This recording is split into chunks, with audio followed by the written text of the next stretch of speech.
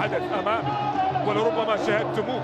هذه الكرة الان خطيرة للتعادل، كرة من الجهة اليمنى، مصعب للجوار وركلة جزاء يطالب بها المنتخب السعودي بأن هناك لمسة يد. انظر إلى هذا التجمع، انظر إلى هذا التجمع.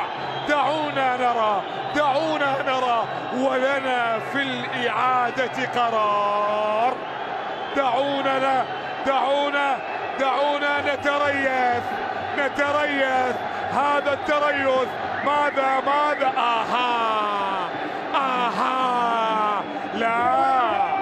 لا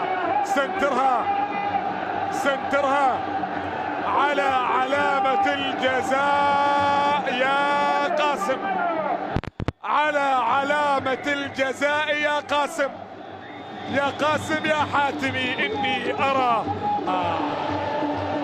بس الكواليتي، ترى الكواليتي لا دايركت، لا دايركت أشوف شكلها دايركت في يد رضوان الحبيشي، دايركت في يد رضوان، ولذلك إن كانت في البداية تسلل لنتأكد.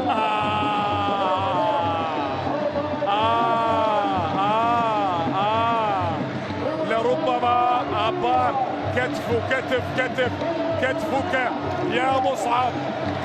يا مصعب، لربما يكون كتف مصعب في موقف متسلل. كتف مصعب أنا ما أدري، هذه فيها قولان لكن ما أعلم. هم الآن يشوفوا الفار، يشوفوا إن كان في تسلل ولا ما في تسلل، لكن ما هي بواضحة. يعني الآن أنت قدامك الحالة، والله ما أدري هو بيحط على شنو ولا شنو. يا جماعة الكاميرا الكواليتي، إذا الحكم يحددها مش الكمبيوتر فالموضوع مشكلة.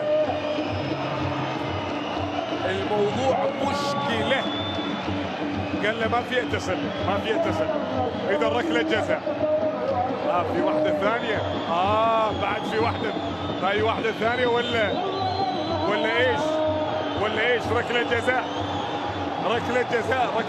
ما فيها تسلل. كأنه قال له ما فيها تسلل. نعم ما فيها تسلل، ولذلك ركلة جزاء. صالح